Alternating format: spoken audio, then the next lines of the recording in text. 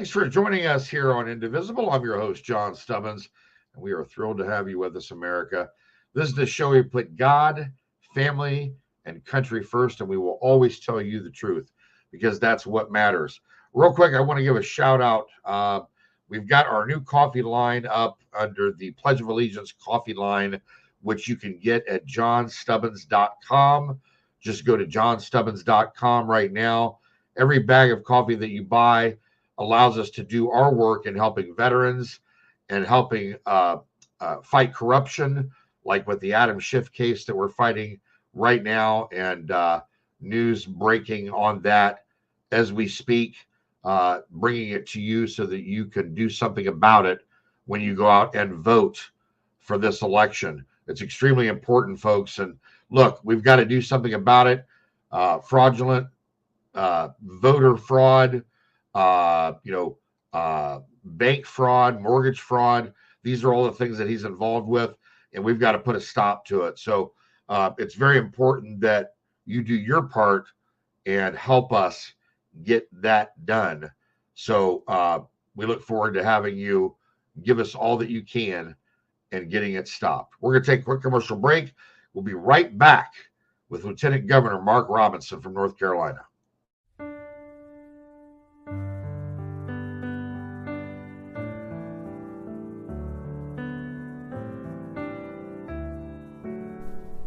Here's to the overlooked, the overworked, the underappreciated.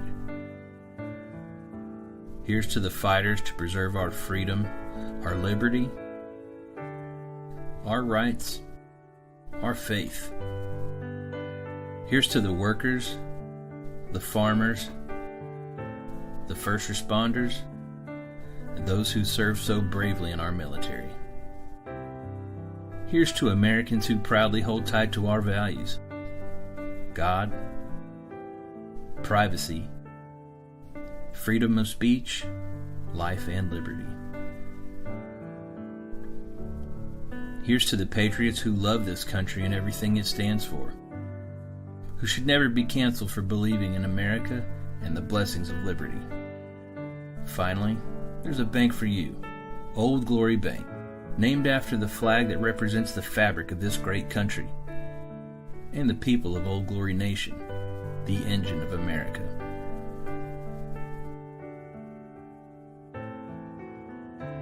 Now you have a bank that values your values.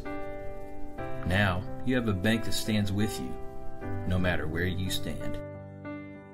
Old Glory Bank. We stand with you. Member FDIC. Hunter Nation is the ultimate we the people in the conservation community, holding our elected employees accountable to the hunting, fishing, trapping, freedom lifestyle that has brought wildlife back to the healthiest and most thriving condition in our lifetime. HunterNation.org is the epicenter for freedom and wildlife conservation in America. I am Hunter Nation. And we're back, folks. I want to bring on to the show my friend Mark Robinson. He is the Lieutenant Governor of North Carolina, and he is currently running for governor. How you doing, brother? I'm doing good. It's good to be here. Well, we are proud to have you, and we want to do everything we can to help you get over the finish line and get you elected down there. How's the race going? Race is going fantastic. We've had some change of leadership in the campaign, and the campaign is newly invigorated, motivated, ready to move on and get a victory here in November. Folks, make sure that you go to Mark Robinson 4NC. Again, that's Mark Robinson 4NC.com. That is his website. I've got it scrolling at the bottom so that you can write it down, put it into your phone so you don't forget. Make sure that you log into Mark's website, help his campaign, get out there and help him knock on doors, funding, everything that you can do. We're getting down to the last stretch here, and this is so important. We want to get Mark over the top. We've got to have him in office down there. Mark, what are you seeing on the ground? We're going to get into the flooding and the hurricane here in a minute, but what are you seeing on the ground right now as far as the actual race with your competition? Well, the bottom line is we still have huge energy in this campaign, and we still have we have tons of support everywhere we go. Every event that we go to, it is packed full, standing room only.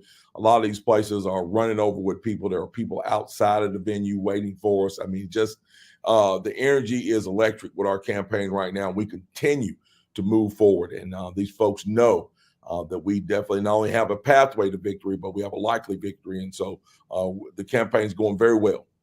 Well, that's good to hear. And by the way, I want to just give you a shout out. Even though I'm not from North Carolina, I've been spending a lot of time in North Carolina with a lot of your constituents and doing what I can down there when I can. They've got me spread pretty thin, Mark. I'm in all 50 states right now, and Good. I happen to run into you. Thank God, up in Milwaukee. Yes. We were at the NC delegates breakfast up there, but you know how it is when you're spread thin, and Sure. It makes it tough. But I want to show, because this is very important here. I want to show some of this footage. This is really important. What's going on here? Where are you? Is this Asheville? No, I believe that was the first shot. We were at a plant there up in Western North Carolina that makes most of the IV bags for the country. And sadly, that the roadway was destroyed there. And that plant's going to be shut down for a while. But all of these shots that you're seeing now, these are all Western North Carolina shots where we visited people, visited sites, delivered goods, you name it. We've done so much up there over the last couple of weeks. The work has been incredible, not only out of my office, but the Franklin County Sheriff's Office, who we coordinated with, and with the people on the ground who were helping us. Well, I want to thank you. I know that the people of North Carolina want to thank you for all that you did just to be there and to provide assistance. It means a lot, and people take that for granted sometimes, but it's a big deal. And kudos to you and your staff for getting out there on the ground and getting it done for the people of North Carolina. Well, absolutely. To date, we've delivered around 5 million pounds of goods, water, and the essentials. We're trying to work as hard as we can right now to get those folks ready for winter. But we were bound and determined that we were not going to just sit around and wait for orders from the governor or anyone else. We knew our neighbors needed help, and we knew there were other neighbors that were willing to go and help them. And so we organized them as best we could, which turned out to be fantastic. And we moved ahead, and we were able to do some great work with these folks. And I'm telling everybody, I've always been proud to be a North Carolinian, but I am super proud through this because I saw North Carolinians coming through in a way that is absolutely incredible. Well, you just did an amazing job. And like I said, people take it for granted, right? Especially in times of need, in times of catastrophe. I mean, I know they just had another hurricane, just a couple days ago. So, I mean, when's the next one going to come? It's like, anytime there's one right after another one, you worry about the damage that's already been inflicted and then compounding that problem times 10. You know what I mean? Sure. That's why it's always important for our state to be ready. And unfortunately, that did not happen in this case. Our governor was not here when the storm hit. He was in New York City at a fundraiser, which I find absolutely inexcusable. Inexcusable. He should have energized the entire council of state and given each one of us duties, and we should have all worked together to try to bring some relief to these folks. But, when you don't have that proper leadership at the top, that's the type of things that happen. But that's not how we're going to govern. We're going to govern in a way that is efficient, and we're going to govern in a way where we put politics aside and do what we need to do for the people of North Carolina. Well, I tell you, one of the things that I've always been impressed about you is the fact that with you, you're like me. Jesus comes first. Yes. Jesus comes first. And I noticed that in all of your speeches, whether it's at a Trump rally or whether it's Faith and Freedoms, you've had amazing speeches wherever you've gone. But again, for me, the fact that you put Jesus first, it means everything. It tells me where your heart is, and it tells me what kind of man you are. And I just want to thank you for that. Well, thank you. And like I said, it's important to us to let people know where our strength comes from, where our help comes from, and who we really rely on for wisdom and knowledge. And that's why we acknowledge him every time we speak. Well, just keep that part of it up, because with God, everything comes before him, and God's timing, as you know, is perfect. That's right. And Absolutely. it's never Absolutely. going to change. That's right. That's right. We're going to take a quick commercial break. We'll be right back with Mark Robinson. By now, you've all heard me talk about Mike and his great products. Well, guess what? Mike's now introduced his MyPillow My Slippers, which are fantastic. Great on my feet, soft as can be. I love them. Mike's taken over 2 years to develop these slippers. He's designed them to wear indoor or outdoor, all day, all night long. Made with MyPillow foam and impact gel to help prevent fatigue. Made with quality leather suede. For a limited time, Mike is offering 40% off his new My Slippers. The My Slippers are so comfortable, you're going to want to get them for the whole family. Go to mypillow.com and click on the radio listener square and use promo code INDIVISIBLE. You'll also get deep discounts on all MyPillow products, including the Giza Dream bed sheets, the MyPillow mattress topper, and MyPillow towel sets. Or call 1-800-716-4639 and enter INDIVISIBLE as your promo code.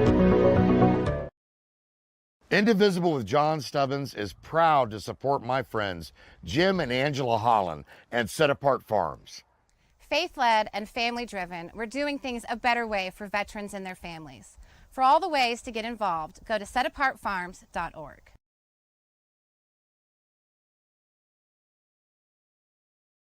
And we are back with Mark Robinson. Mark, I had a quote from you. People should be able to run a business without reprisals. I love that, because it hits to the heart of the matter, doesn't it?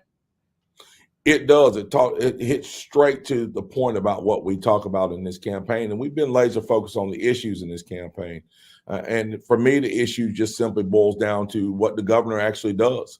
We talk about our economy and our education system being two very important things. But when you look at the economy, the economy is built on 5 pillars: public safety, public education, healthcare, infrastructure, and housing. That should be important to the governor, because the governor is the person who appoints the people over those agencies. And when you're talking about those agencies, one of the things that I'm bound and determined to make sure of is that those state agencies and the people that work in those state agencies understand a simple premise. And I believe most of them already do believe this and know this and try to carry this out. It's just a simple premise that they don't work for the state of North Carolina. They actually work for the people of North Carolina. Another thing that we need to ensure inside those state agencies is this. We've seen a lot of this over time. State agencies being weaponized either for political or social reasons. We cannot allow that in this state. We've got a lot of building to do in this state. We've got a lot of growth that we want to experience in this state. And if we want business to come here and be successful, they have to know that our state agencies and their leadership, the leadership of their state agencies, is laser focused on ensuring that state agencies put up guardrails and not barriers. And that's one of the things that we are laser focused on doing in taking the governor's mansion. 2 quick questions for you. How do you feel about getting rid of the Department of Education, number one? Well, it's not really a thing that would really matter to me. I'm at the state level. I don't really have a voice in that. That would be a question I think would be better suited for our federal delegation. I do feel, however, that the federal government should not be influencing how we educate our children here in the state. The state of North Carolina has enough talented people within the state and enough talented entities inside the state to educate our children, and undue pressure should not come from the federal government. The federal government's not really good sometimes at doing the things that our Constitution prescribes it to do. Right. And so I think they should stay out of the things that they have not been prescribed to do. Well, the reason I asked that question, Mark, is because I'm sure you've been seeing it on these college campuses all over the country, that our kids are being indoctrinated at these colleges. And, we're giving them taxpayer money to fund indoctrinating kids. I can't fathom that. We're teaching our kids to hate America in these colleges. So why don't we stop funding these colleges? It's absurd. We've got people marching on these college campuses, wanting to destroy and burn America down, and yet lift up Palestine. It just makes no sense to me. And then we've got kids. It's like, what are they learning? What are they learning? I mean, what is the degree that they're getting, that's allowing them to go out into the workforce and be productive, more productive than, say, an electrician or a plumber or something that you can do with your hands that you can really make good money at, and you don't have to waste $200,000, $300,000, $400,000 on a degree that's worthless. It just burns my blood. Well, one of the things that I found in this whole thing, you mentioned a phrase, you said that they're teaching children to hate America. One of the things that I have found and one of the things that I've discovered is this. I look at people who come to this country from other nations, and they come here, and oftentimes they outpace the native people that live here, the people who have been here their entire lives. And then when you take a deep dive into that, you find something that is quite interesting. You find that these foreign-born people who were not born here, did not grow up in our system, by the time they get here, they know more about our system than many of the average citizens do. They have studied our system, how it works, and how they can work it. So when they get here, not only do they succeed at a high level, they love the country. And the thing that I'm finding is this, and the thing that I believe is this: America is like a supercomputer. Having a supercomputer would be great, but you have to have an instruction manual. You have to be taught how the computer works. If not, it's just a giant paperweight that's going to make you confused. That's what's happening to many of our young people right now. Our young people aren't taught about our Constitution. They aren't taught about our economy and how our economy actually works. And because we haven't taught them how to function inside of a constitutional republic, they're now rebelling against it. If we go back and teach them how to operate inside the constitutional republic, inside of capitalism, they'll love it again. We won't even have to tell them to love it. They'll love it organically. And that's what we got to start doing in education again. Yeah, no, I agree with that. I was talking more about some of the bad actors that are coming across the border. As you know, we've got a huge border catastrophe that's been going on, for quite a while. And a lot of these people are coming across. They say that they hate the country that they're leaving, but they're waving the flag of the country that they're leaving, and they don't want to assimilate to America. You know what I mean? Sure. Well, that's a different ball of wax altogether. I've always said that if you're going to leave the country, your country of origin, and come to our nation, you should be coming here to be an American. Yes. Why would you want to change it into what you left? That proposition exactly. It doesn't seem to make any sense. But we see that a lot. But again, I think where that really comes into play is by the things that are being taught, the things that are being said, particularly by our mass media, and unfortunately, by a lot of our elected officials. A lot of our elected officials are bound and determined and not push the premise that if folks are going to come to this country, they should be coming here either to work for a while and return home, or if they're going to stay, they need to become American citizens. And yes, learn to speak English. Amen. Amen to that.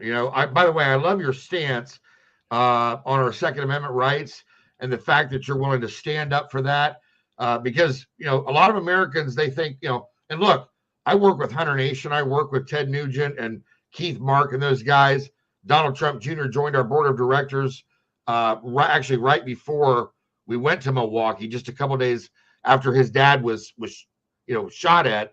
And look, we've been going into these states, these battleground states, and flipping votes.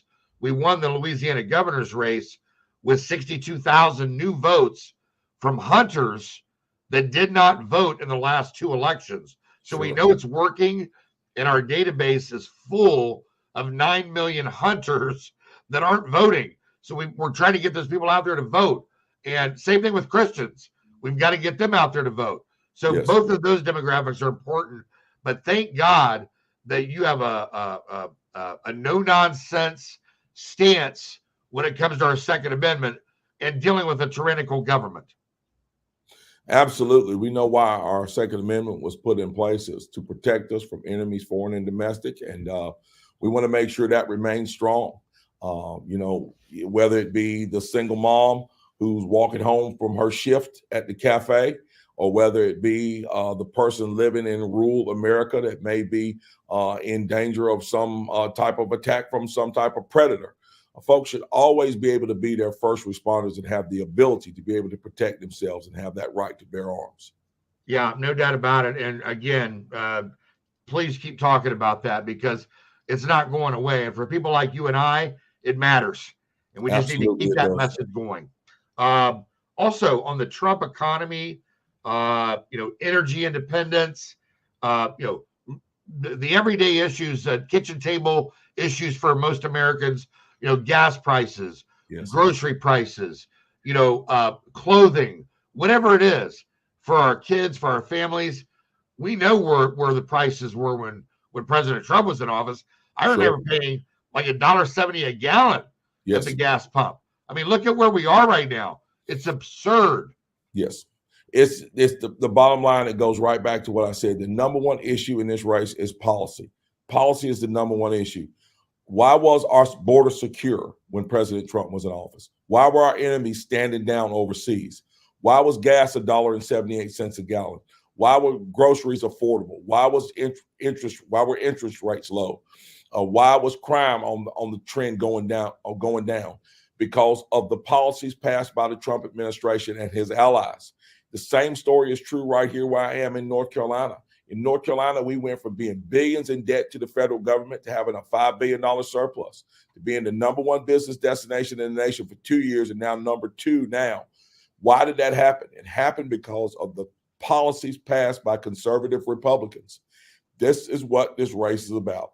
Policies that work and policies that don't. Policies that will reverse fortune and cause things like our border to be wide open and gas prices to be through the roof and inflation right up there with them. And policies in our state that had us deeply in debt to the federal government. So people have to make the choice based not on personality or politics, but on policies that actually work. Yeah, I'm in full agreement with you. And speaking of that, I know our mutual friend Dan Bishop is running for Attorney General down there. How's his race going? Do you know? His race is going very well. He has a very leftist opponent in Jeff Jackson, and we really know that we really feel like Dan's going to pull that race out and be a great Attorney General. Yeah. That's the bottom line. We got to get out and vote for every single solitary Republican on the ballot, up and down, from president to dog catcher. Listen, I know that obviously Fort Bragg's down there, right? North Carolina. It's Fort Bragg. How do you feel about our military readiness right now, more on the world stage? I know that's probably off topic as far as North Carolina goes, but yet it's not. It's, there's a lot of people that are concerned on the world stage with what's going on in the Middle East, us getting dragged into that. Obviously, what's happening with China and keeping our eyeball on them. It's really kind of an off balance time, and our numbers are down in the military. I'm a veteran. I served in the military, and my family on both sides has served in every branch. So, we're a family that believes in serving, and we have. But right now, those numbers are down. I mean, both of my grandfathers served in World War II, and we're not seeing that patriotism on that level right now. Maybe it has a lot to do with, because of who the commander-in-chief is or is not. It's all due to the commander-in-chief. When you have a bad commander-in-chief, you're going to have an army that's in disarray because he's going to put unqualified people at the helm, and he's put unqualified people at the helm. All you have to do is look at the debacle in Afghanistan, the terrible withdrawal from Afghanistan. It points you right in the direction of why our military is in the shape that it's in right now. It's in the shape that it's in because of poor leadership at the very top, and it starts with President Biden.